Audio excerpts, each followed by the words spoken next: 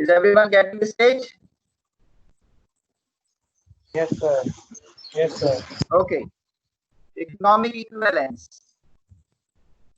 Okay, equivalence. I think I have explained what is equivalence. Basically, it's like if we measure length in inches, we can convert it into centimeter. Or let's say if we are measuring the speed of a car in kilometer per hour, it can be converted into miles per hour. So both of them, they do not have exact same value, but they are equivalent, right? For example, 110 kilometer per hour is equivalent to 68.365 miles per hour. These both values are equivalent, but they are not the same. They are not equal. Getting my point? Yeah, right? Yes, sir. Okay. So similarly, in economy we have equivalent values. अगर आज आपके पास कोई रकम है तो वो एक साल के बाद किस अमाउंट के इक्विवेलेंट होगी या एक साल पहले वो किस अमाउंट के इक्विवेलेंट होगी. Obviously, given that you have the interest rate. ठीक है, इसकी what is the definition? First we go through it. Economic equivalent is a combination of interest rate and time value of money to determine different amounts of money at different points in time that are equal in economic value. इसकी अब now we have an example. For example, if the interest rate is 6% per year, $100 today, present time is equivalent to $106 1 year from today. ठीक है, अगर हमारे पास आज $100 है हमारे पास मौजूद हैं, तो एक साल के बाद अगर इंटरेस्ट रेट 6% है तो उसकी वैल्यू क्या होगी? ऑब्वियसली 6% का मतलब यह है कि $6 आप 100 में ऐड करते हैं तो it will be 106, right? So amount accrued 100 plus 100 into 0.06, which is the interest rate, is equal to 106. अच्छा, likewise अगर हम ये निकालना चाहें कि हमारे पास आज की तारीख में $100 है तो एक साल पहले ये किसके इक्विवेलेंट थे? अगर हम एक साल पहले जाएं with respect to 6% interest rate, तो that will be $100 divided by 1.06 is equal to $94.34. अच्छा, ये किस तरह से हुआ?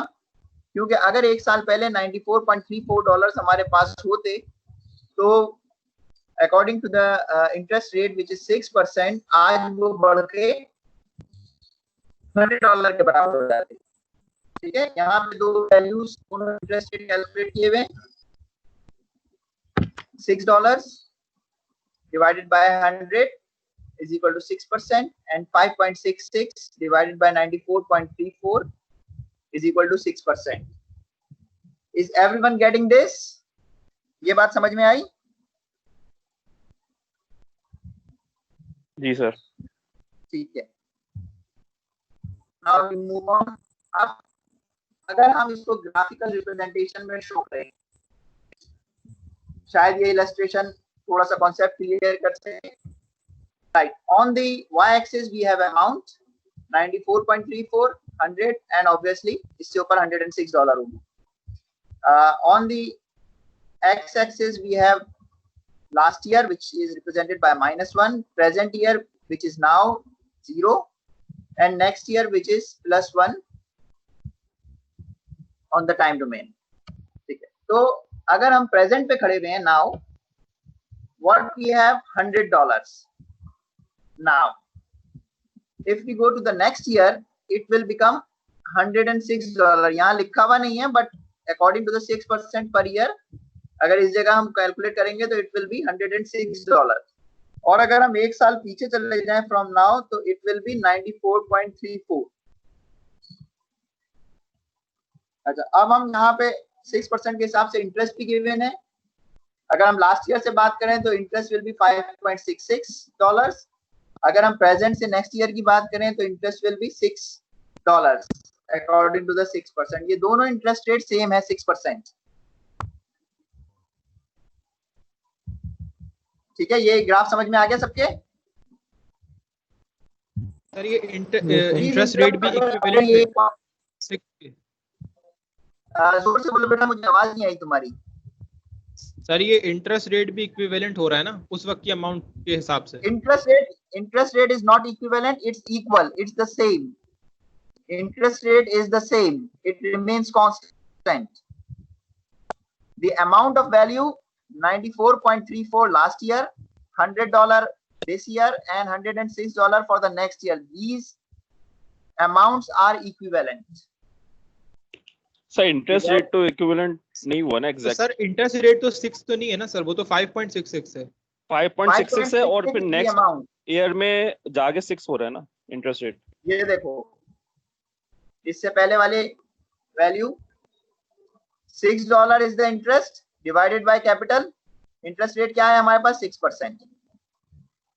लास्ट ईयर के लिए interest amount is 5.66 divided by capital 94, which is 94.34.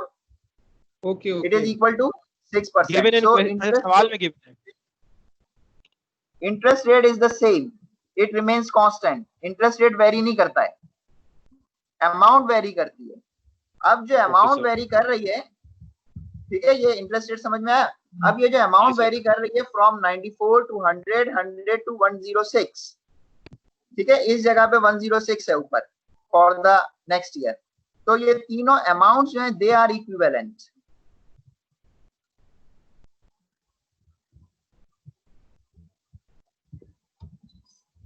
हर साल के हिसाब से इंटरेस्ट रेट इज डिफरेंट। अब क्योंकि कैपिटल डिफरेंट है तो उसका जो इंटरेस्ट वैल्यू है, इंटरेस्ट की अमाउंट है, वो भी डिफरेंट है, but the interest rate is the same.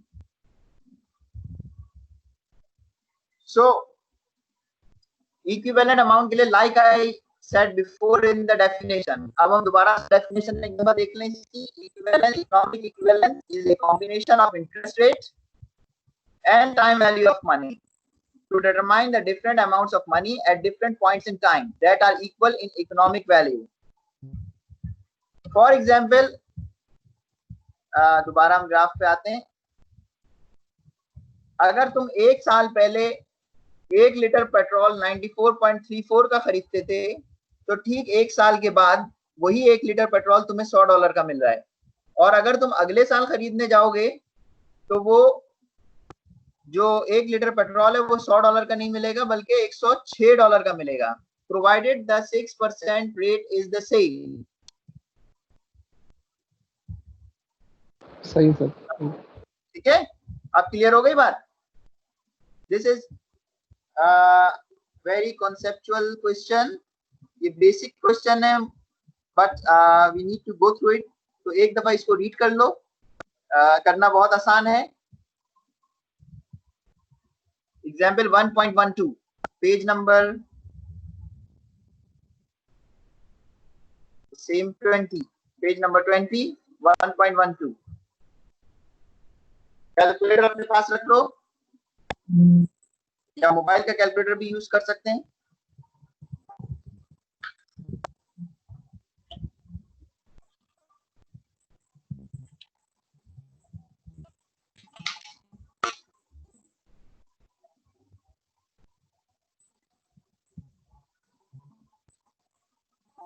Okay, let me go through it. Manufacturers make backup batteries for computer system available to batteries plus dealers through privately owned distributorship. In general, batteries are stored throughout the year, and a 5% cost increase is added each year to cover the inventory carrying charge for the distributorship owner. Assume you own the city center batteries plus outlet. Make the calculation necessary to show which of the following statement are true and which are false about battery cost. ठीक है, अब यहाँ पे हमें सिर्फ एक चीज दी हुई है in the question, which is 5%। क्या है ये कॉस्ट इंक्रीज है। It's not the interest rate, but it's like interest rate. जो कॉस्ट है वो हमारी बढ़ रही है every year 5%। Correct? Yes, sir. अच्छा, अब हमें डिफरेंट अमाउंट दी हैं in part A. What we have, the amount of 98 now is equivalent to a cost of 105.60 1 year from now. Is it true? False. Why it's false? क्योंकि नीचे answer लिखा हुआ है इसलिए. नहीं सर, ये 102.9 बन रही है. 102.9 बन रही है. ठीक है, कैसे? 5% इंटरेस्ट रेट है. 5% इज व्हाट? 0.05, राइट? तो गिवन अमाउंट इज 98. जो रेट है, what is the cost increase? 0.05. तो 0.05 multiplied by 98, whatever the answer, it is added in 98. या दूसरा तरीका जो नीचे गिवन है, 98 multiplied by 1.05, it is the same. 1.05 means 1 plus 0.05.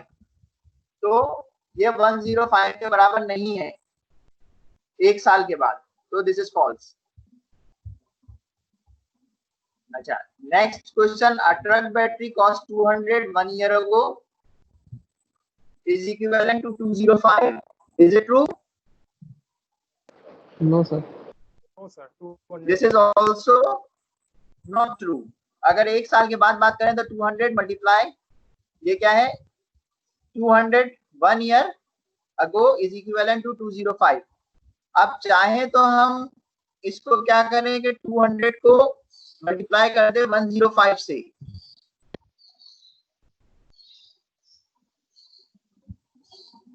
ठीक है, equivalent cost 1 year is 205 divided by 1.05, 210 बनेगी. तो ये 195 आ रही है, 200 नहीं आ रही है. ठीक है, it can be done both ways. चाहो तो 200 को मल्टीप्लाई करके कर दो, चाहो तो 205 को डिवाइड कर दो 105. It means the same thing. Answer should be 200, जो कि नहीं आ रहा है हमारा. It is false. C. $38 cost now is equivalent to 39.90 1 year from now. तो 38 को आप मल्टीप्लाई कर दे 105 से, तो the answer is what? True or false?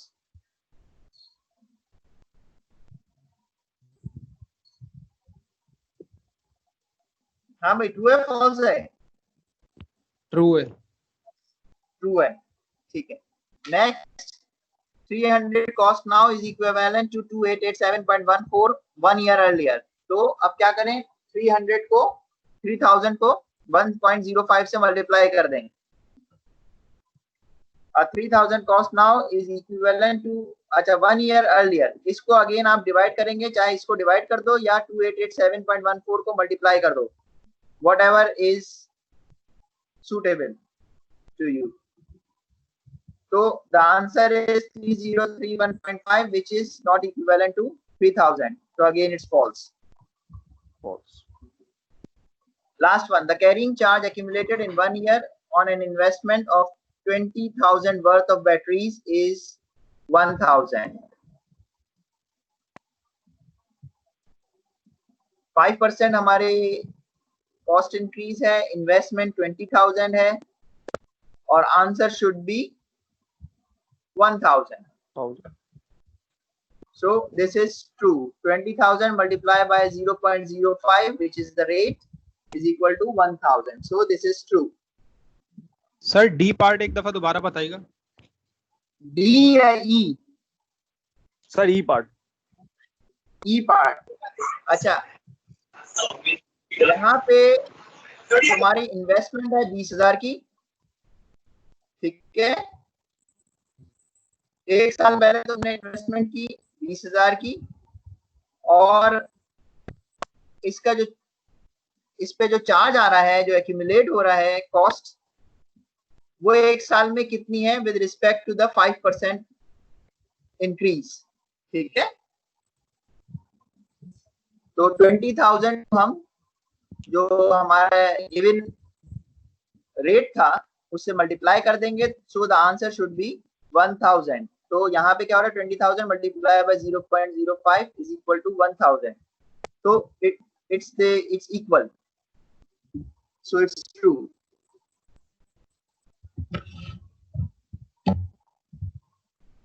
ठीक है, अब ये बात समझ में आ गई. चाहे हमें एक साल पीछे जाना हो, चाहे हमें एक साल आगे जाना हो, procedure is the same.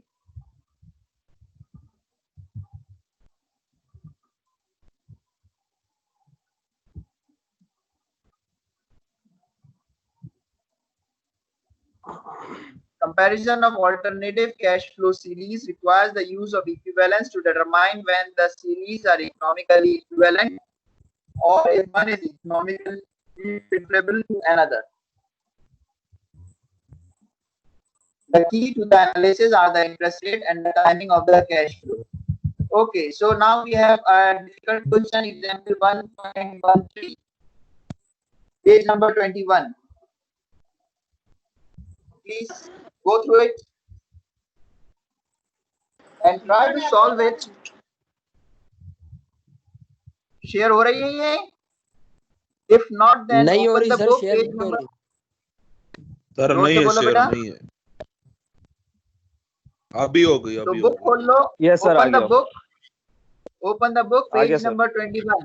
This is very important इधर। question. Important in the sense कि ये थोड़ा सा difficult है. Remember, हमें इंटरेस्ट कैलकुलेट कैसे करते हैं? Capital multiply by interest rate is equal to the interest. That's how interest is calculated. अच्छा, इस क्वेश्चन में इंटरेस्ट रेट गिवन नहीं है, but to simplify it I will tell you the for both options A and B interest rate is 5%. ठीक है, चाहो तो pen pencil निकाल लो, paper pencil, so that you know how to do it. मैं explain कर देता हूँ question. Howard owns a small electronics repair shop. He wants to borrow 10,000 now and repay it over the next 1 to 2 years. ठीक है, Howard के पास एक small electronic repair shop है, वो $10,000 लोन लेना चाहता है, बोरो करना चाहता है. ठीक है, बोरो हो रहा है तो ऑब्वियसली हम इंटरेस्ट रेट की बात करेंगे. रिपे और वापस कब करेगा? 1 से लेके 2 साल में, चाहे 1 साल में करे चाहे 2 साल में करे, अकॉर्डिंगली जो भी प्लान गिवन होगा. He believes that new diagnostic test equipment will allow him to work on a wider variety of electronics item and increase his annual revenue. ठीक है, इस मकसद से वो लोन ले रहा है ताकि अपने बिजनेस को एक्सपेंड कर सके. Howard received 2 years repayment options from bank A and B. दो बैंक्स हैं, उन्होंने हावर्ड को रिपेमेंट ऑप्शन दिए कि भाई तुम $10,000 ले लो, $10,000 ले लो, और this is the way you can return it. Total capital जो कि बोरोड सम है वो है $10,000. अब बैंक ए क्या कहता है कि पहले साल के एंड के ऊपर $5,738 वापस कर दो और दूसरे साल के एंड पे भी $5,738 वापस कर दो. यानी कि ये इक्वल अमाउंट का केस है. ठीक है, टोटल अमाउंट जो वापस होगी वो होगी 10,756. 756 इज द 10,000 तो लोन है, 756 is the interest. Bank B क्या कहता है? तुम 5,000 लोन फर्स्ट ईयर वापस कर दो विदाउट इंटरेस्ट, और obviously inclusive of interest whatever 5,000 fix. Second year में तुम वापस करोगे 5,775. दिस इज स्लाइटली लार्जर, क्योंकि पहले साल में इसने थोड़ा कम लोन वापस किया है, तो अगले साल में इंटरेस्ट थोड़ा ज्यादा बढ़ गया है. तो प्लान ए के मुताबिक 756 इंटरेस्ट वापस करना है और प्लान बी के मुताबिक 775 इंटरेस्ट वापस करना है total. After reviewing these plans, Howard decided that he wants to repay the 10,000 after only 1 year based on the expected increased revenue. During a family conversation, Howard's brother-in-law offered to lend him the 10,000 now and take 10,600 after exactly 1 year. ठीक है, brother in law ने क्या कहा कि तुम मुझसे अभी 10,000 ले लो और 1 साल के बाद मुझे 10,600 वापस कर देना. Now Howard has 3 options. Wonder which one to take. Which one is economically the best? अच्छा, अभी सॉल्यूशन मत देखना. Consider only these 3 options. वरना समझ में नहीं आएगा. ठीक है, ये 3 ऑप्शंस हो गए. एक बैंक ए है, एक बैंक बी है और एक उसका ब्रदर इन लॉ है. फर्स्ट हम कंसीडर करते हैं ब्रदर इन लॉ को. इट लुक्स ग्रेट कि 10,000 रुपए आपने लिए और $10,000 1 साल के बाद वापस किए. $600 एक्स्ट्रा पे करने पड़ रहे हैं, तो इसका इंटरेस्ट रेट क्या बना? कोई कैलकुलेट करके बताएगा मुझे?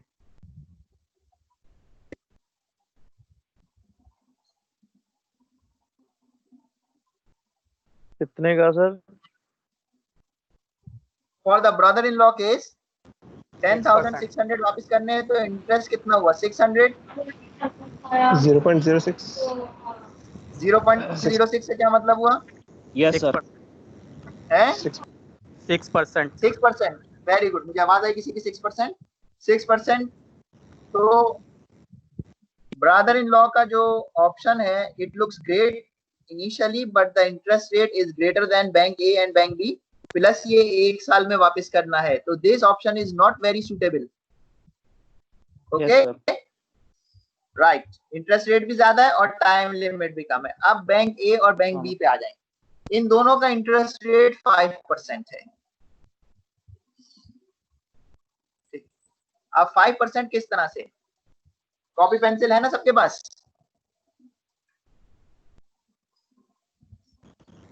Yes sir. 10,000. Yes, sir. $10,000 है. बोरोड सम कितना है? $10,000. इसका 5% निकालो जरा पहले साल के लिए. 5%. 250 आएगा. Is it coming 250?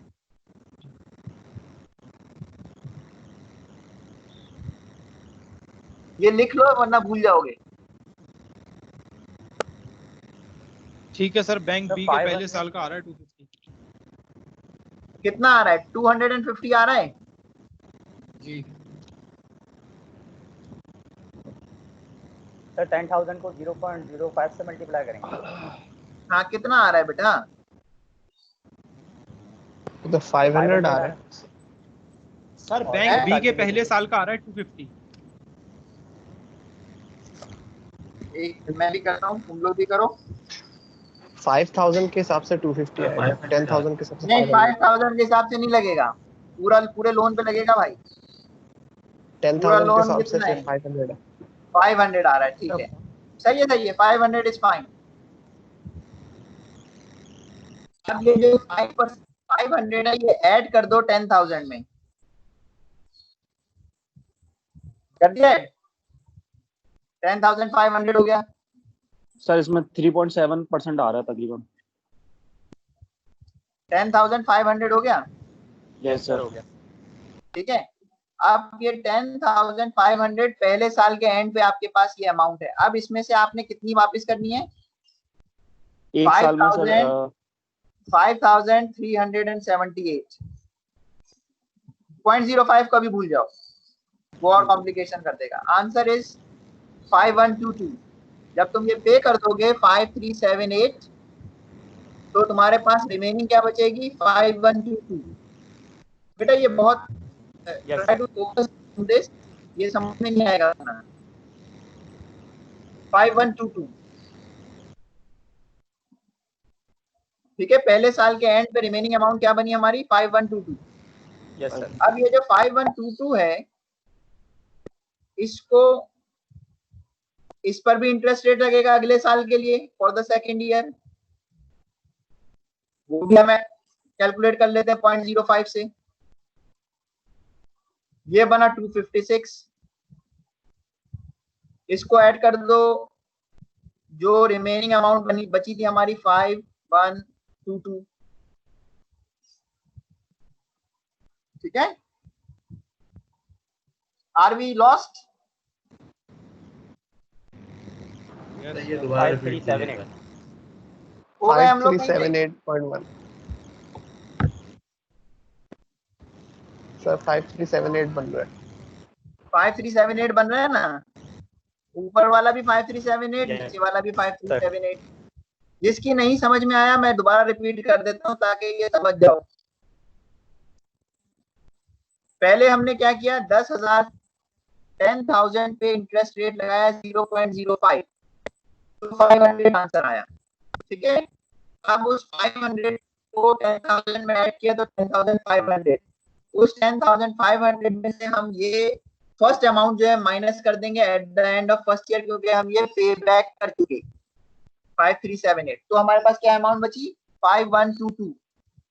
अब वो जो रिमेनिंग अमाउंट बची वो हम उस साल वापस नहीं करेंगे बल्कि अगले साल वापस करेंगे। अगले साल वापस करने के लिए उस पर भी इंटरेस्ट रेट लग जाएगा जो कि 0.05 है। Got it? तो the next year the final answer will be 5378.05। सबकी समझ में आया ये?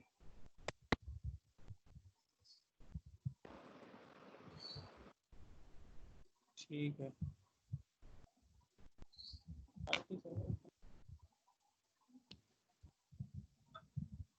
बैंक बी, अब बैंक बी पर आए। Yes sir. बैंक बी जो है वो भी यही कर रहा है। इनिशियली आपने 10,000 बोरो किए, eight the end of first year interest rate कितना लगा, 500। तो total amount will be, due कितनी बनी, ड्यू अमाउंट विल बी 10,500। लिख लो 10,500। अब उस 10,500 में से आपने 5,000 वापस कर दिए eight the end of first year. अब कितनी बची, what is the remaining amount left? 5500 5,500। 5,500, very good. अब ये जो 5,500 बचे इस पे इंटरेस्ट रेट फिर लगेगा 0.05। तो जब इंटरेस्ट रेट लगा 0.05 तो हमें क्या अमाउंट मिली, 5,775, जो कि स्लाइटली बैंक ए से थोड़ी सी ज्यादा है। क्यों ज्यादा है ये, कोई बता सकता है? सर क्योंकि जो सेकंड ईयर का हमने अमाउंट लिया था वो ज़्यादा था as compare to bank A. Very good, क्योंकि बैंक ए में जो हमने at the end of first year amount दिया था वो थोड़ा सा ज्यादा था, तो हमारा इंटरेस्ट कुछ कम हो गया नेक्स्ट ईयर। जबकि बैंक बी में हमने अमाउंट कम दिया है तो इंटरेस्ट थोड़ा सा ज्यादा है। इंटरेस्ट रेट तो सेम है मगर कैपिटल क्योंकि डिफरेंट है उसकी वजह से ये फर्क पड़ रहा है। ठीक है, अब आप इसका सॉल्यूशन पढ़ लें। Now you understand. क्लियर हो गई बात? Yes sir. The repayment plans for both banks are economically equivalent at the interest of 5% per year. Therefore, Howard can choose either plan even though the Bank B plan requires a slightly larger sum of money over the 2 years.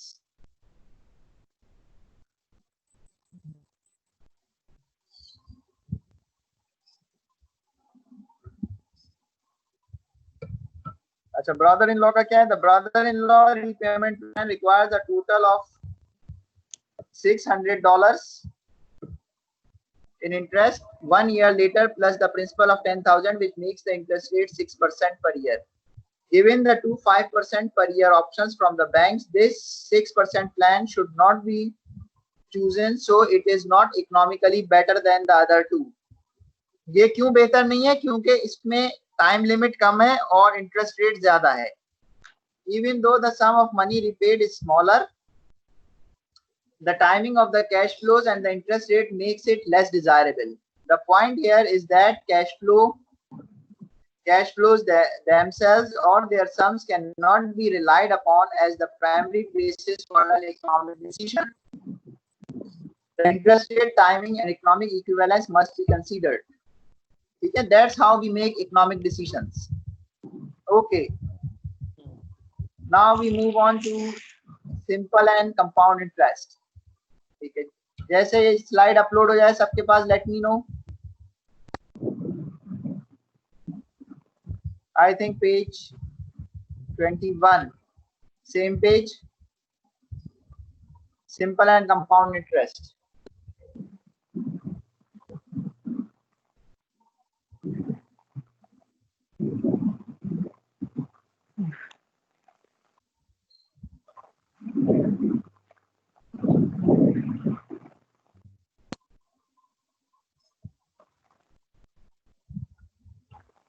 ये page नजर आ रहा है सबको?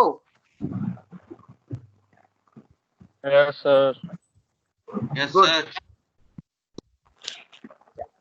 Simple and compound interest, अभी तक जो हम calculate करते आ रहे थे, दैट इज सिंपल इंटरेस्ट. हमें कैपिटल गिवन होता है, इंटरेस्ट रेट गिवन होता है, हर साल का हम इंटरेस्ट निकाल लेते हैं. मगर इन द प्रीवियस एग्जाम्पल हमने ये ऑब्जर्व किया कि जो इंटरेस्ट पहले साल लगता है, नेक्स्ट ईयर उस इंटरेस्ट के ऊपर भी इंटरेस्ट लग जाता है.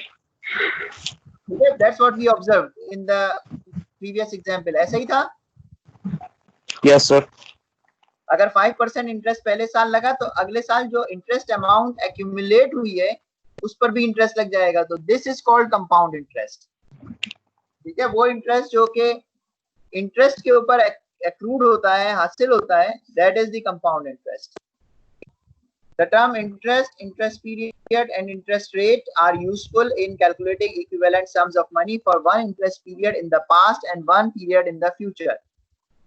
However, for more than one interest period, the term simple interest and compound interest become important. Some interest is calculated using the principal only, ignoring any interest accrued in preceding interest periods.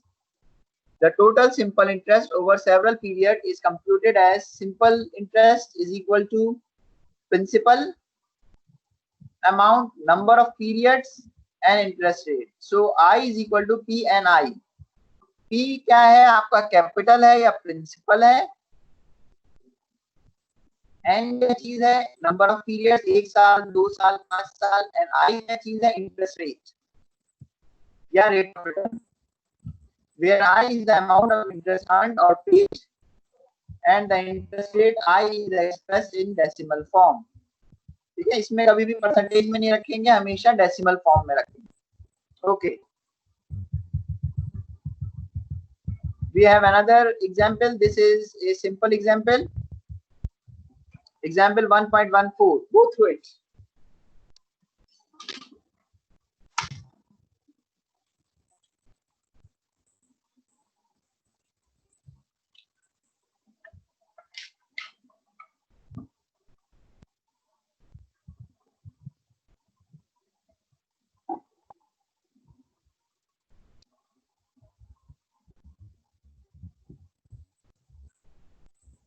Green Tree Financing Land and Engineering Company 100,000 यानी कि 1 lakh to retrofit and environmentally unfriendly building. The loan for 3 years at 10% per year simple interest. How much money will the firm repay at the end of 3 years? ठीक है, interest, एक company है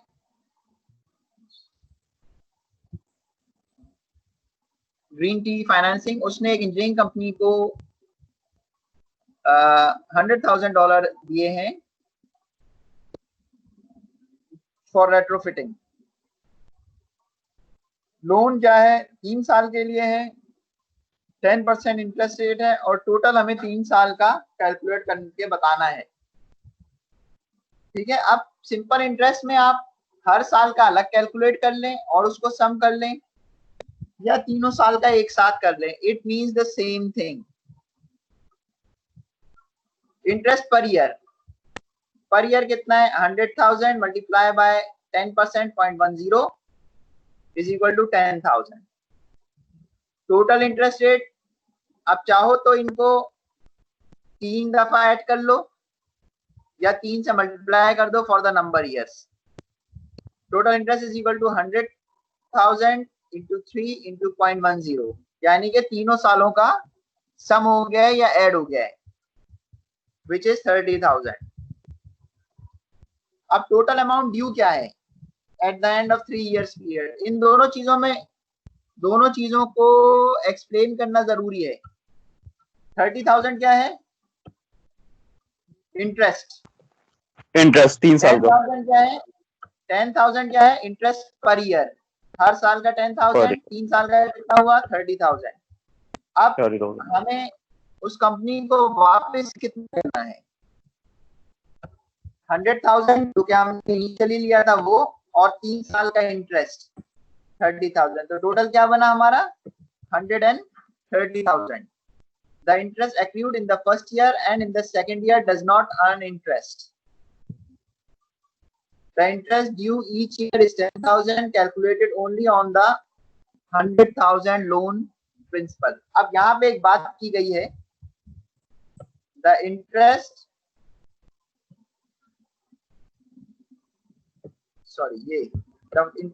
accrued first year, ये मैंने highlight किया हुआ नजर आ रहा है सबको? यस सर, नजर आ रहा है। ठीक है yes sir. Interest accrued in the first year and in the second year, यानी कि पहले साल जो 10,000 रुपए इंटरेस्ट मिले और दूसरे साल जो $10,000 इंटरेस्ट मिला, इन दोनों के ऊपर कोई कंपाउंड इंटरेस्ट नहीं मिल रहा है। ठीक है, 10,000 will remain as 10,000 for the first year, 10,000 for the second year and 10,000 for the third year. So the question ends here. Sir क्योंकि क्वेश्चन में सिंपल इंटरेस्ट था, इस वजह से हमें पता चला कि ये इस तरीके से सॉल्व करना है। क्वेश्चन में सिंपल इंटरेस्ट गिवन था। It is written in the question that this agreement is based on simple interest. यहाँ पे ये देखो, मैं इसको भी हाईलाइट कर देता हूँ। The loan is for 3 years at 10% per year simple interest. This is the agreement. 3 साल तक का लोन है, 10% इंटरेस्ट रेट है और सिंपल इंटरेस्ट है। ओके, अब यही एग्जाम्पल हम करेंगे with compound interest. Similar example, same values but for compound interest. Let me read the definition for the compound interest. In most financial and economic analysis, we use compound interest calculations. For compound interest, the interest accrued for each interest period is calculated on the principal plus the total amount of interest accumulated on all previous periods. Thus, compound interest means interest on top of the interest. Okay, this is very important to remember.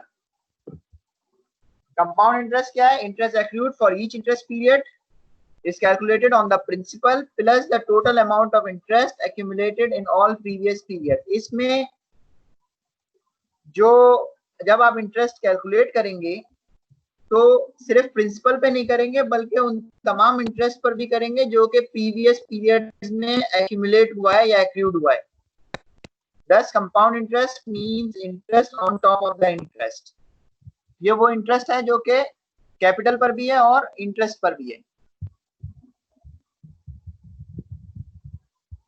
Compound interest reflects the effect of the time value of money on the interest also. ठीक है, compound interest का क्या मतलब है?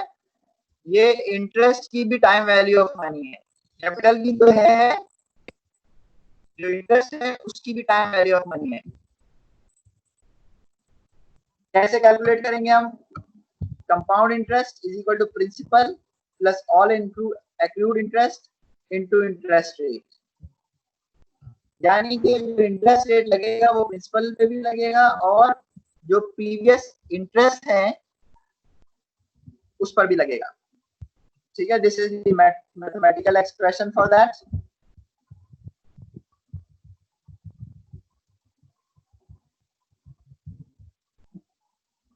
ठीक है, now we have example 1.15, page number 22।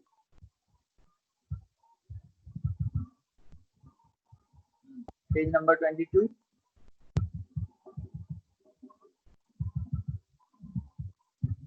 Okay, it's getting uploaded.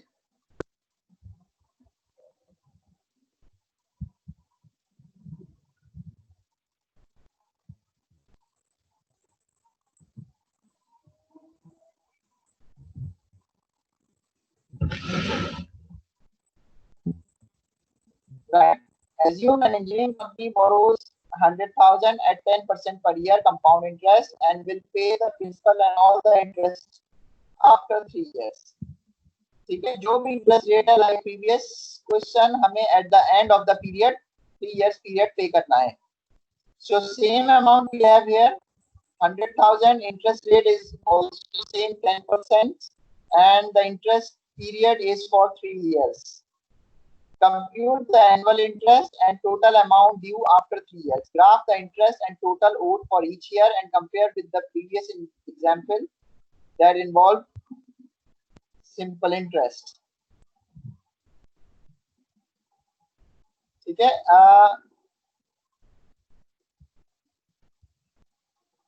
First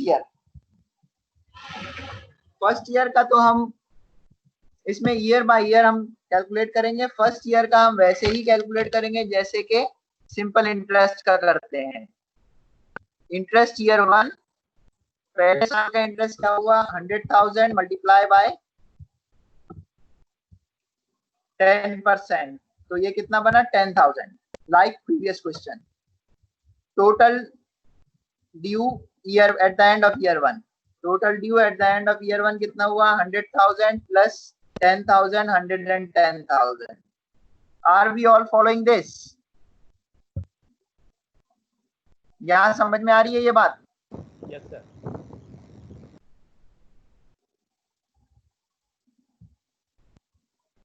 मेरी आवाज आ रही है? हेलो. यस सर, आवाज आ रही है. यस सर, आ रही है. ठीक है, ये बात समझ में आई, पहले साल की समझ में आई. Total due at the end of year 1. Yes sir, समझ आ गई. Yes sir. ठीक है, अब हम सेकेंड ईयर में जाते हैं. सेकेंड ईयर में हमारे पास अमाउंट क्या है, 110. ठीक है, तो 110 को अब हम 10% से मल्टीप्लाई करेंगे 0.10, तो ये कितना बना, अब ये 10,000 नहीं बना बल्कि ये 11,000 बन गया फॉर सेकेंड ईयर. तो total amount due at the end of year 1 is 110, जो कि हमें पहले साल के बाद मिली थी, और इसका इंटरेस्ट रेट कितना है, 11,000. The total due amount is 121,000. ठीक है, instead of 120,000 now we have to pay 121,000. तो 1,000 का फर्क पड़ गया है because of the compound interest. अब ये 121,000 it goes into the third year, gets multiplied with the 10%, and what we have, interest for the third year 12,100. ठीक है, 12,100. तो टोटल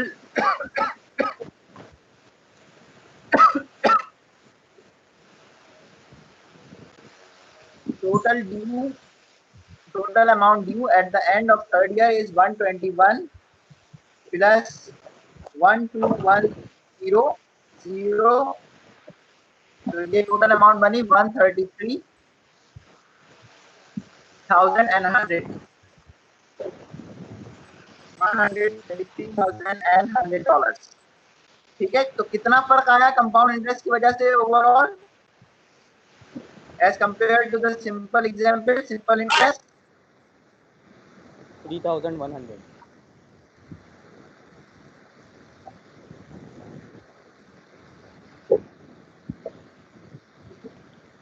बेटा अननेसेसरीली अपने माइक्स जो हैं वो बंद कर दो, सिर्फ जिसको बोलना हो वो बोले. एट द मोमेंट मैंने म्यूट कर दिया, जब बोलना हो तो ऑन करो और फिर ऑफ कर देना, ताकि सो दैट मेरी आवाज तुम लोगों को पहुंच सके. ओके, तो कितना डिफरेंस आया? Please answer this question. कितना डिफरेंस आया as compare to the 31 simple interest? 3100 3100 3000. हाँ 3100. अदरवाइज ये 130,000 होता. ठीक है, 3100 जो है this is the compound interest value और amount.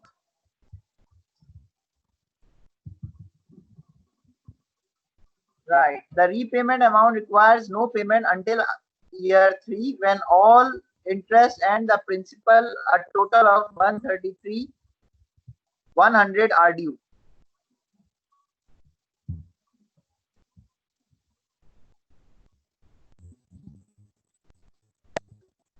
The difference is due to clear an extra 133,100 minus 130,000 is equal to 3,100 in interest is due for the compounded interest loan. ठीक है, ये इसका ये जो डिफरेंस आ रहा है हमारे पास, let me highlight this all, ताकि जिनकी नहीं समझ में आ रहा. 130,100, this is the compound interest, this is the calculation with the compound interest, and 130,000, it is the calculation with the simple interest. तो ये जो डिफरेंस है 3100 का, ये ड्यू टू कंपाउंड इंटरेस्ट है.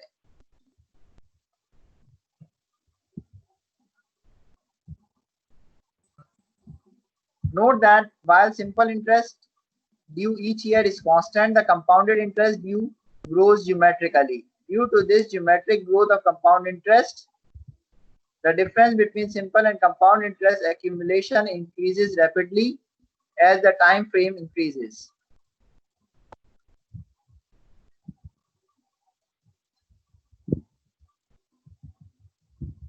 Right, this is the graphical representation. ये graph समझ में आ रहा है किसी को? For the simple interest and the compound interest. The figure on the left is for simple interest. The figure on the right is for compound interest. तो अगर हम simple interest की देखें तो interest value is the same for all 3 years. First year आपने 100,000 का loan लिया. Second year amount due जो है विद इंटरेस्ट ये बढ़ के कितनी हो गई? 110. Third year 120, sorry second year 120 and third year 130. ठीक है, got it? Yes sir. For the compound interest we have, इसमें जो इंटरेस्ट वैल्यू है this is not same. In simple, I is constant. In compound, I increases geometrically.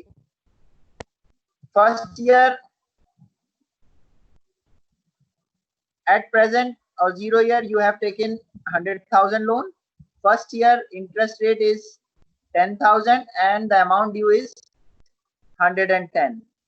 Second year, अब ये 10,000 नहीं रहा बल्कि 11,000 हो गया है इंटरेस्ट रेट, और अमाउंट ड्यू जो है वो 120 नहीं रही बल्कि 120 से इंक्रीज कर गई है 121.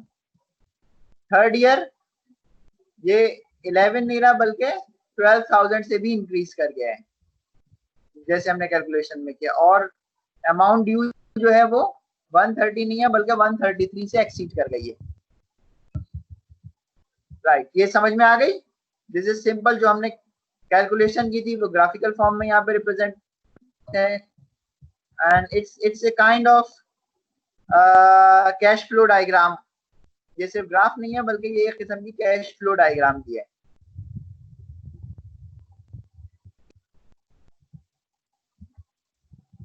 Right, there is a simple way to calculate compound interest. ये भी आना चाहिए क्योंकि बास क्वेश्चन हो सकता है इससे करना ज्यादा आसान हो. In this case, the total amount due at the end of each year is year 1. आपने कैपिटल लिया, मल्टीप्लाई बाय 1 पॉइंट, जो भी इंटरेस्ट रेट है उसको 1 में ऐड किया. For the first year the power will be 1, you get 110. For the second year, this is what 1 point 1 plus 0.10 and the power will be 2. We get 121. For the third year the power will be 3. ठीक है, ये समझ में आया? General formula क्या हुआ? Total due after n year, principal 1 plus interest rate raise to the power n years, p plus p multiplied by 1 plus I. ये formula याद रखना है. p is the principal, 1 plus I is the interest rate and n number of years. अगर 10 साल के लिए निकालना है तो n की जगह हम 10 कर देंगे. That's all. तो हमें टोटल अमाउंट मिल जाएगी कि what we will owe at the end of 10 years.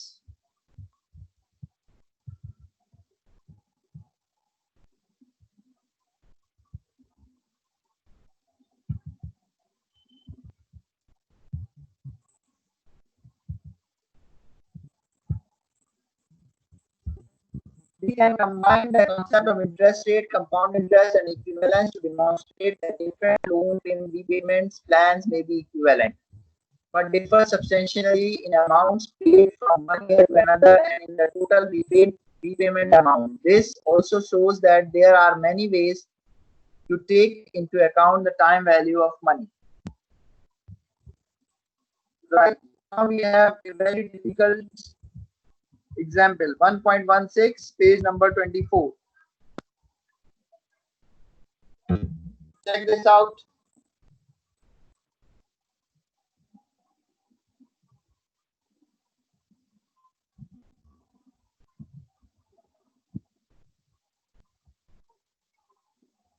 ऐसा कोई क्वेश्चन पेपर में आ सकता है कि 4 डिफरेंट प्लान्स हों और वो प्लान, इसमें तो प्लान टेबल में बनाकर दिए हुए हैं, but you have to make your own plan.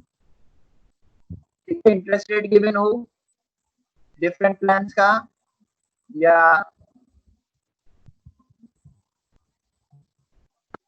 जो भी उसका सेंट्रल आइडिया है, प्रॉपर वे है, वो गिवन होगा, मगर बनाना तुम लोगों को खुद होगा.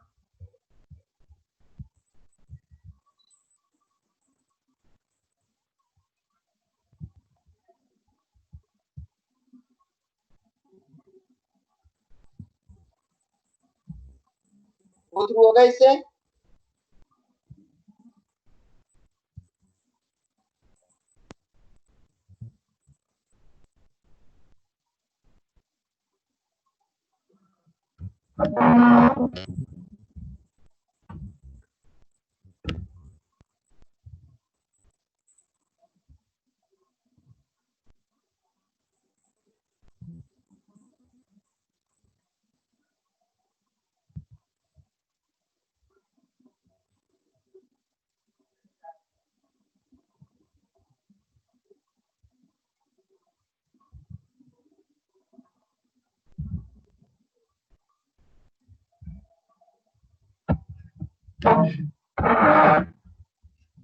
हाँ भाई, क्या समझ में आया? कोई एक्सप्लेन करेगा मुझे?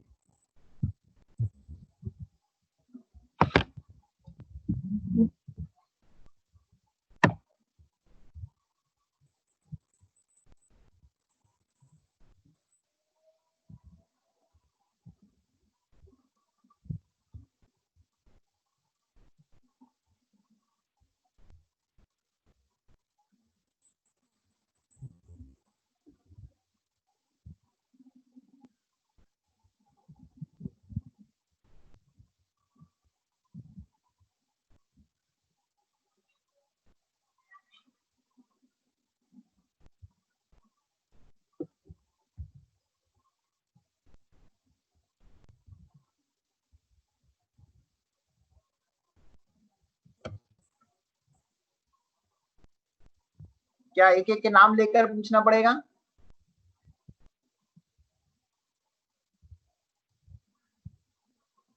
प्लान 3 और 4 समझ नहीं आया. प्लान 3 और 4 समझ में नहीं आया, कोई बात नहीं. प्लान 1 एंड 2 सबके समझ में आ रहा है? सवाल क्या है? सवाल समझ में आ रहा है किसी के?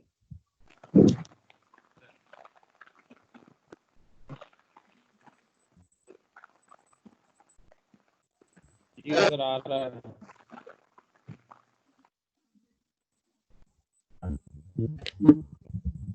पहले मैंने सोचा था कि ये मैं तुम लोगों को खुद करने के लिए दूंगा, मगर आई नो कि ये जब तक ये समझ में नहीं आएगा तो नहीं हो सकता। ठीक है, इससे इस क्वेश्चन को मार्क कर लो, this is kind of important.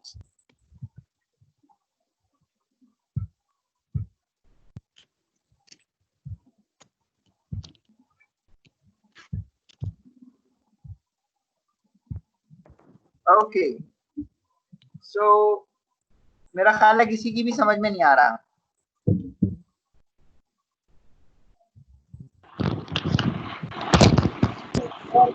Ji sir.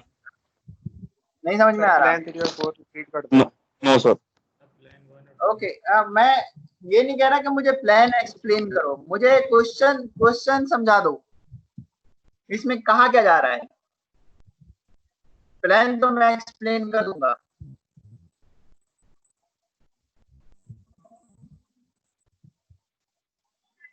$5,000 का सर कर्जा लिया है इसने, 5 साल में देना है, 8% पर ईयर उस पे वो लग रहा है कंपाउंड इंटरेस्ट, यानी पैसे पे पैसा कमा रहा है। ठीक है, वेरी गुड। एक चीज हमें कैपिटल पता है, प्रिंसिपल वैल्यू क्या है लोन की, 5,000। कितने साल के लिए, नंबर ऑफ ईयर्स कितने, पीरियड दिया हुआ है 5 ईयर्स, इंटरेस्ट रेट दिया हुआ है 8%, और कंपाउंड इंटरेस्ट की बात कर रहे हैं, यानी कि हर साल जो इंटरेस्ट है वो एक्यूमुलेट होगा। ठीक है, जो भी अमाउंट हमारे पास रिमेनिंग होगी उसके ऊपर इंटरेस्ट लगेगा, कैपिटल पर भी लगेगा और इंटरेस्ट पर भी लगेगा। ठीक है, ये तो हुआ क्वेश्चन। अब हमारे पास we have 4 different plans. Plan 1, pay all at the end. No interest or principal is paid until the end of year 5.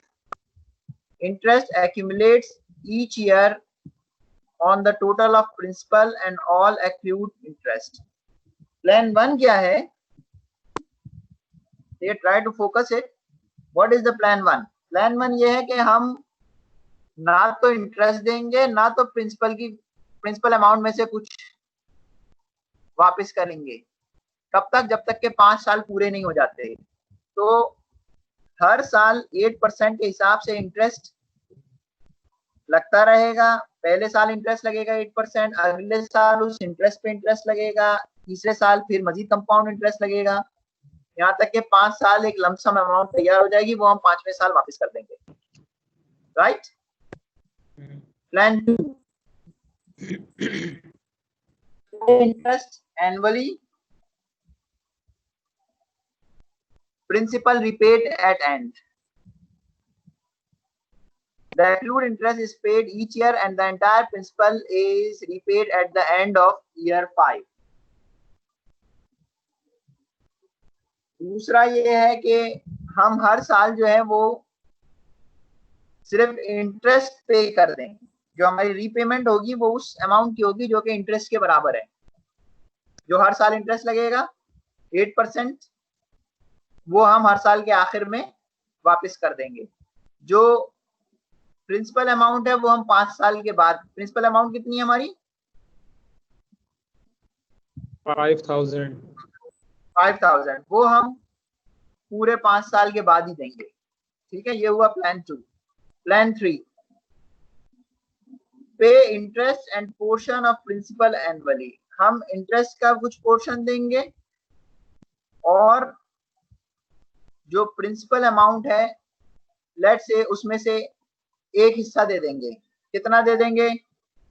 10% दे देंगे उसका, यानी कि $1,000 हर साल हम वापस कर दिया करेंगे और बाकी हम इंटरेस्ट देंगे। The accrued interest and 1/5 of the principal, that is 1,000, are repaid each year. The outstanding loan balance decreases each year, so the interest column, so the interest for each year decreases. अब क्योंकि हम interest भी पे कर रहे होंगे और principal amount भी पे कर रहे होंगे, तो उसकी वजह से हमारा इंटरेस्ट कम होता चला जाएगा हर साल। Fifth, plan 4,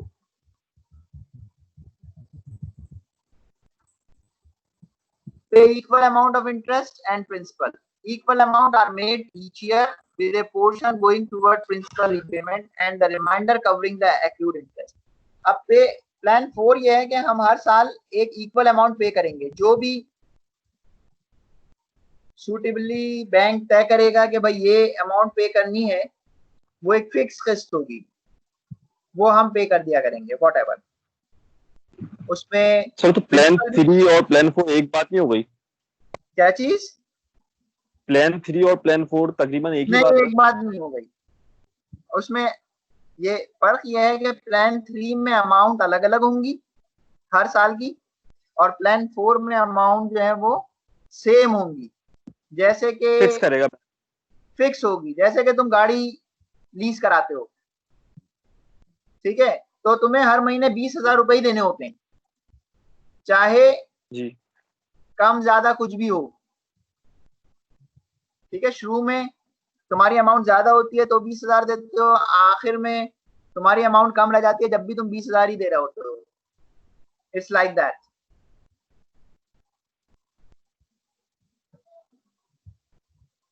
Equal payments are made each year with a portion going toward principal repayment and the remainder covering the accrued interest. Since the loan balance decreases at a rate slower than that in plan 3 due to the equal end of year payment, the interest decreases but at a slower rate. अच्छा भाई,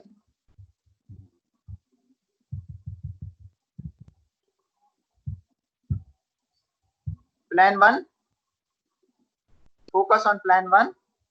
plan 1 में क्या था हमारे पास कि हम कोई भी चीज पे नहीं करेंगे टिल 5 इयर्स।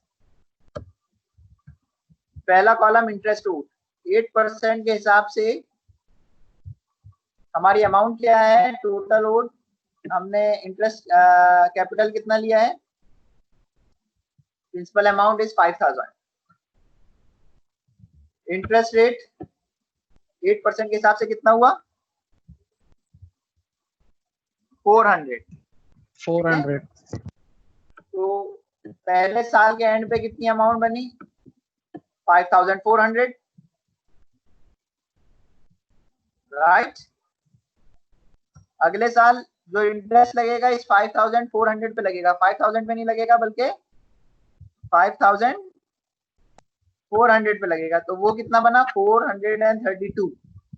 अब ये 432 eight the end of the year 500 and 5,400 में ऐड हो जाएगा, तो कितना बना है ये 5,832।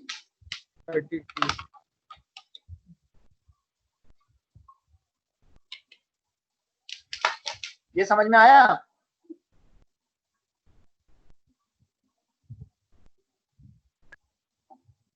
समझ में आया ये? Yes sir. जी सर, आ गया। Yes sir. अब तीसरे साल जो इंटरेस्ट लगेगा वो किस पे लगेगा, 5,832 पे। तो वो इसकी वैल्यू क्या बनी, इंटरेस्ट रेट सेम है मगर वैल्यू चेंज हो रही है क्योंकि कंपाउंड इंटरेस्ट बढ़ रहा है। अब बना 466। अब इसको ऐड कर देंगे 5,832 में, तो आंसर विल बी 629856। ठीक है, इस तरह चलते चलते at the end of 5 year what we get 7,346।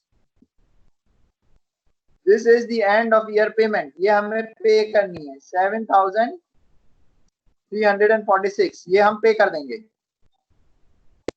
5 साल के बाद। तो इस केस में सबसे बड़ी अमाउंट हमें पे करनी होगी तमाम प्लान में। Obviously we will compare it afterwards. ठीक है, प्लान ए समझ में आया सबके, प्लान 1?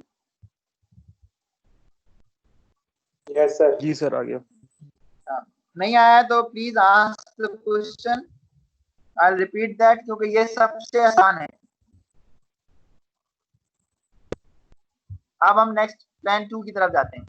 प्लान 2 क्या कहता है? Pay interest annually, principal repaid at the end. अब इसमें हमने लोन वही लिया है 5000, और ये 5000 हम पे नहीं करेंगे, हर साल जो इंटरेस्ट लगेगा वो पे करेंगे। पहले साल क्या इंटरेस्ट लगा? 400। At the end of the year क्या अमाउंट बनी? 5400। हमने क्या पे किया? 400। तो हमारी amount principal remains the same, 5000। अब जो इंटरेस्ट लगेगा वो इस 5000 पे लगेगा, 5400 पे नहीं लगेगा, क्योंकि हम 400 तो पे कर चुके हैं। ओके, तो अगेन अगले साल हमारा इंटरेस्ट क्या लगा? 400। फिर हमारी अमाउंट क्या हो गई? 5400। पेमेंट की हमने 4000, रिमेनिंग अमाउंट स्टैंडिंग बैलेंस 5000। इस तरह ये सिलसिला चलता रहेगा। लास्ट ईयर क्या होगा? 5400, तो हमें पूरी 5400 ही पे करना पड़ेगा। अब हम 400 पे नहीं कर सकते, क्योंकि this is the end of the period. अब हमें सारी अमाउंट पे करनी पड़ेगी। तो कितनी पे की हमने? टोटल अमाउंट जो हमने पे की इंक्लूडिंग द प्रिंसिपल अमाउंट, वो बनी कितनी? 7000, which is less than the above plan 1, 7346। Plan 2 समझ में आया? यस सर, आ गया। गुड। किसी को नहीं आ रहा है तो प्लीज स्पीक अप। ओके, नहीं सर, आ गया। दिस इज, ये थोड़ा डिफिकल्ट क्वेश्चन भी है, but it is highly conceptual. इससे सारे जो इकोनॉमिक ऑप्शंस हैं या ऑल्टरनेटिव्स हैं वो हमारी समझ में आ रहे हैं। Engineering economy is about making decision, ठीक है? Economic decision is about choosing the alternative. तो ये चार क्या है हमारे पास? ऑल्टरनेटिव हैं।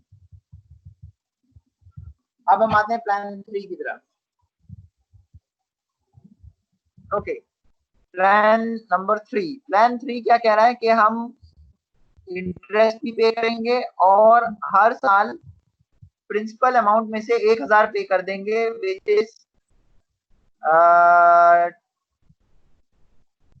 20%, 1/5, ठीक है? 1/5 ऑफ द अमाउंट पे कर देंगे, यानी कि 1000, और हम इंटरेस्ट जो होगा वो भी पे कर देंगे हर साल के साथ, ठीक है? तो अब हम ये देखते हैं इसमें क्या होता है। 5000 इज द बोरोड सम। पहले साल कितना इंटरेस्ट लगा? 400। टोटल अमाउंट क्या बनी at the end of the year? 5400। Pay कितना किया हमने? 400 the interest amount and 1000 from the principal, तो ये बना 1400, ठीक है? 1400 हम इसमें से माइनस कर देंगे 5400 में से, तो कितने बचे हमारे पास? 4000। अब इस 4000 में अगले साल इंटरेस्ट लगेगा 8% के हिसाब से, which is 320। 320 eight the end of the year इस 4000 में ऐड हो जाएगा, 4320। अब हम क्या पे करेंगे? 1000 पे करेंगे, और जो इंटरेस्ट लगा है 320, ठीक है? तो ये 1320 हमने पे कर दिया। अब क्या रिमेनिंग अमाउंट बची? 3000। इस 3000 के ऊपर इंटरेस्ट रेट लगा 8%, तो क्या इंटरेस्ट बना? 240। दिस 240 एडेड टू 3000, क्या बनी अमाउंट? 3240। अब हम क्या पे करेंगे? 1000 और 240, तो 1240। 1240 हमने पे किया, क्या अमाउंट बची? 2000। लाइकवाइज नेक्स्ट ईयर, अब हमारे पास नेक्स्ट ईयर क्या अमाउंट बचेगी? 1000। 1000 के ऊपर इंटरेस्ट रेट लगा 8%, 1000 का मतलब है 80, 1080 हम टोटल पे कर देंगे। तो अब तक की टोटल अमाउंट जो हमने पे की वो बनी 6200, जो कि प्लान 2 से बेहतर है, इनफैक्ट सबसे बेहतर है।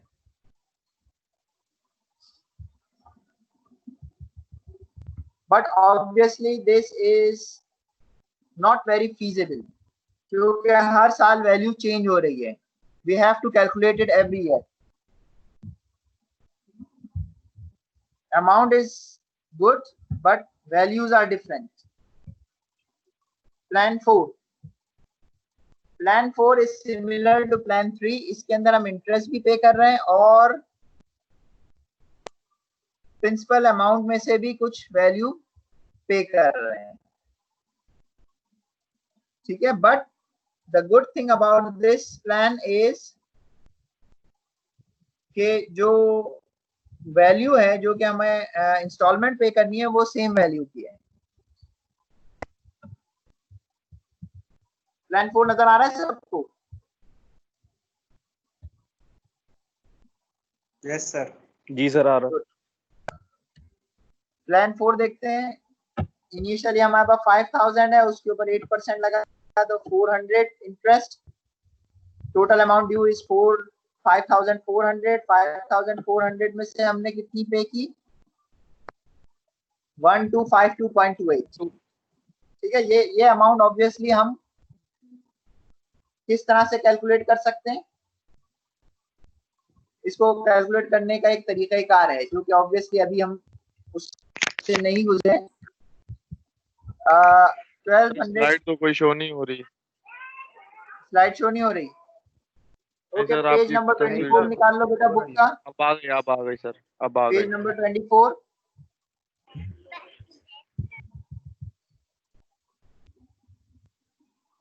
तो 1252.28। अब 5400 में से इस अमाउंट को हम माइनस कर देंगे तो हमारे पास अमाउंट आ जाएगी 4147। अब जो इंटरेस्ट रेट लगेगा वो इस अमाउंट पे लगेगा 8%, ठीक है। तो कितना इंटरेस्ट बना? 331.82। ये इंटरेस्ट इस अमाउंट में ऐड हो जाएगा 4479.54।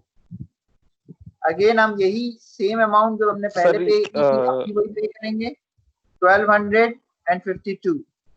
इसको इसमें से माइनस कर दें तो व्हाट वी गेट?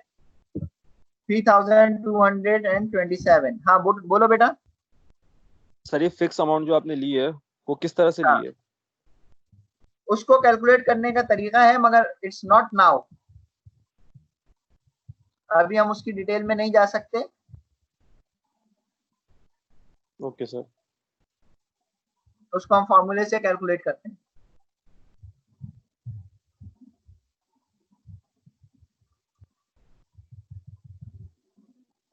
आगे जब हम एनुअल वर्क पढ़ेंगे ए तो उसमें हम इसको डिस्कस कर लेंगे, ठीक है। ये समझ में आ गया? इसमें कितनी अमाउंट पे हुई टोटल? 6261। प्लान 3 में 6200, प्लान 2 में 7000 एंड प्लान 1 में 7346। So obviously if we are talking about amount, it's 6200, यानी कि this is the best plan. Make a statement about the equivalent of each plan at 8% compound interest. Develop an 8% per year simple interest repayment plan for this loan using the same approach as plan 2. Comment on the total amount repaid for the two plans. अच्छा, simple interest के लिए भी अब बना लेंगे इसका एक।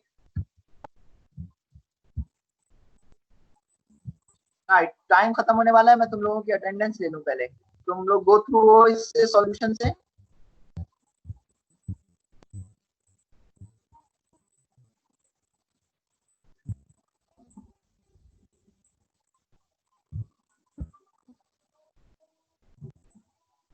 Okay, your attendance done.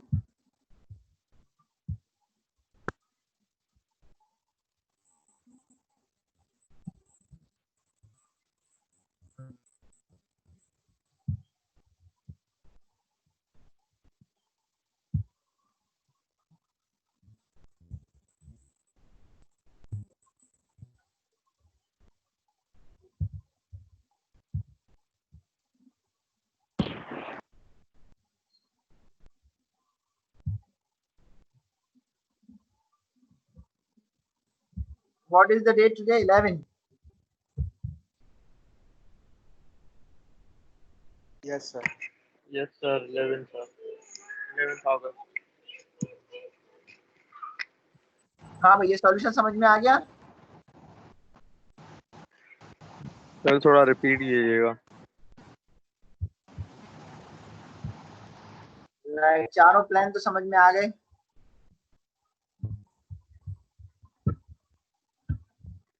Let me come back to that.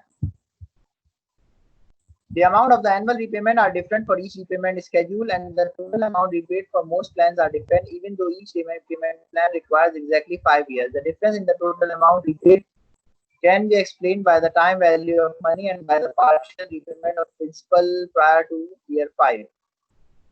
A loan of 5,000 at time 0 made an 8% per year compound interest is equivalent to each of the following. Plan 1, 7,346 at the end of year 5. Plan 2, 400 per year for 4 years and 5,400 at the end of year 5.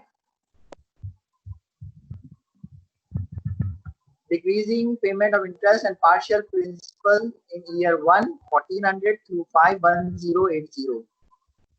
Plan 4 is fixed installment $1252.28 per year for 5 years. ठीक है, ये इसकी summary है या economic analysis है, compare किए चारों plan. An engineer economic study typically uses plan 4. Interest is compounded and a constant amount. Sir ये सेम प्लान पाकिस्तान में भी अलाउ होते हैं जो लिखे हुए हैं सर? ऑलमोस्ट पेमेंट के ऑलमोस्ट यही चीजें है ना. इसमें तो आगे तो डॉलर की निशानी है ना सर? हाँ, नॉर्मली प्लान 4 है वो अप्लाई हो रहा होता है इक्वल अमाउंट. समटाइम्स सर वो जो 1 2 3 है, अगर तुम कोई चीज इंस्टॉलमेंट पर लेते हो, फ्रिज, टीवी, मोबाइल, इवन गाड़ी, कार, जो भी लीज कराते हो बैंक से, तो वो नॉर्मली प्लान 4 फॉलो हो रहा होता है इक्वल अमाउंट. या समटाइम्स अमाउंट इक्वल नहीं भी होती, तो अगर अमाउंट इक्वल नहीं है तो plan 3, obviously with different interest rate. An engineering economic study typically uses plan 4. Interest is compounded and a constant amount is paid each year. The amount covers accrued interest and a partial amount of principal repayment. अच्छा, अगर हम इसी सवाल को simple interest के साथ solve करें, if we solve the same question with simple interest, तो हमारे पास टेबल 1 2 पे जो गिवन है ये हासिल होगा. Plan a 5-year repayment schedule of 5,000 at 8% per year simple interest. ठीक है, 0 से 5 तक years हैं. Interest owed will be 400. Total owed at the end of each year is 5,400. End of year payment, अगर हम सिर्फ इंटरेस्ट की पेमेंट करते चले जाएं तो 400, और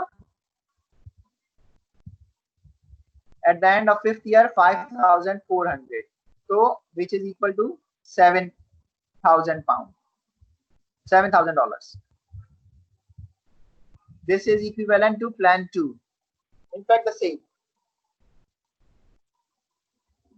क्यों? What is the difference?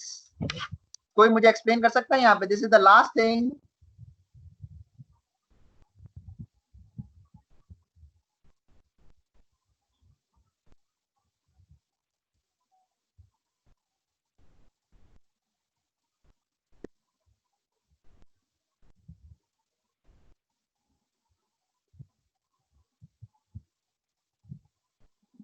Why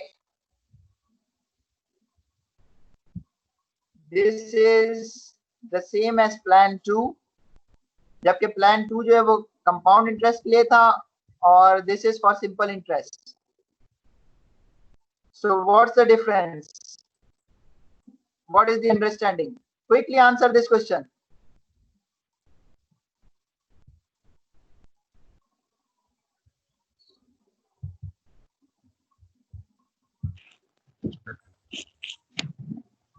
sir simple interest लिखा हुआ है इसमें।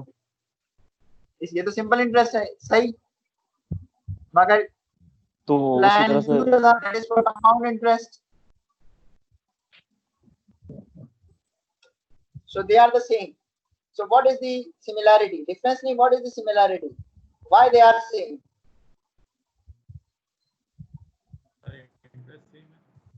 Right, अब time नहीं है. Let me answer this question. Because in plan 2 there is no compound interest. अगर हम हर साल अपना इंटरेस्ट पे कर देंगे तो उस इंटरेस्ट के ऊपर कंपाउंड इंटरेस्ट एक्रूड होगा ही नहीं, राइट? इसमें क्या कर रहे हैं हम, जो इंटरेस्ट 400 लग रहा है एवरी ईयर वो हम पे करते जा रहे हैं यहाँ पे। अगर इंटरेस्ट तो पे जब नहीं हम करेंगे फिर कंपाउंड इंटरेस्ट होगा। हर साल अपना इंटरेस्ट पे कर देंगे तो there will be no compound interest. So this is the case of simple interest, right? Got it? Okay sir. Okay, right. So this is the end.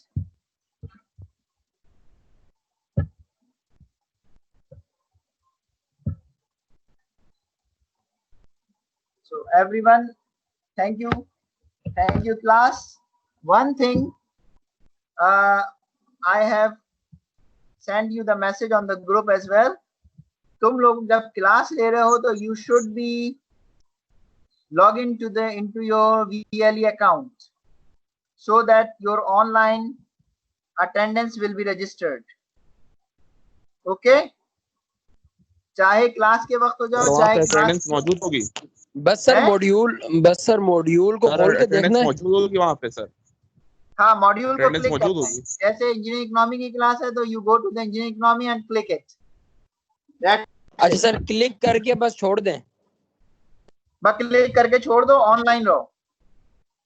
अब चाहो तो क्लास के दौरान हो जाओ, और अगर क्लास के दौरान नहीं हो सकते तो आफ्टर 4-5 आवर्स तक हो सकते हो। किसी भी वजह जाके वहां पे अपनी अटेंडेंस रजिस्टर कर लो। हाँ, बाद दफा बिजली नहीं है, कोई और मसला है, नेट की प्रॉब्लम है, तो अप टू 5 आवर्स तो लिखा आ रहा no content available at the moment. Sorry, यहाँ लिखा हुआ आ रहा है अपना मॉड्यूल पे, आपका जो सब्जेक्ट खोला है इंजीनियरिंग इकोनॉमिक्स, इसके अंदर सर लिखा हुआ आ रहा है no content at the moment. No problem. अभी उसको थोड़ा सा अभी और काम चल रहा है, तो उसमें कुछ चीजें हैं वो करनी है, मगर तुम लोग अपनी तरफ से ऑनलाइन हो जाया करो, बस that's the important thing. Sir lecture 1 तो आया हुआ उसमें। लेक्चर 1 तो मैंने अपलोड कर दिया ना, और ये सारी स्लाइड लेक्चर 1 में है, तो नेक्स्ट वीक के लिए भी यही सेम रहेगा। हमें मैम ने बोला था कि लेक्चर 1 के आगे वो उसके सामने टिक लगाएंगे आप तो आपकी अटेंडेंस होगी तब। सॉरी, उन्होंने कहा है कि लेक्चर 1 के सामने टिक लगाएंगे तो फिर वो आपकी अटेंडेंस हो जाएगी।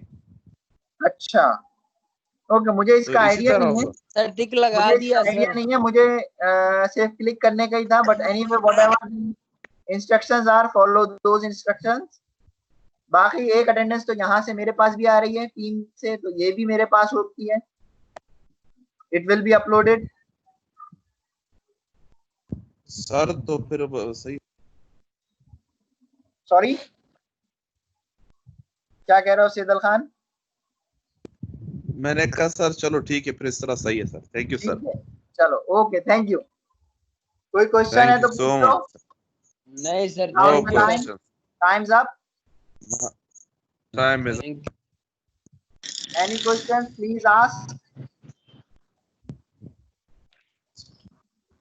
No sir.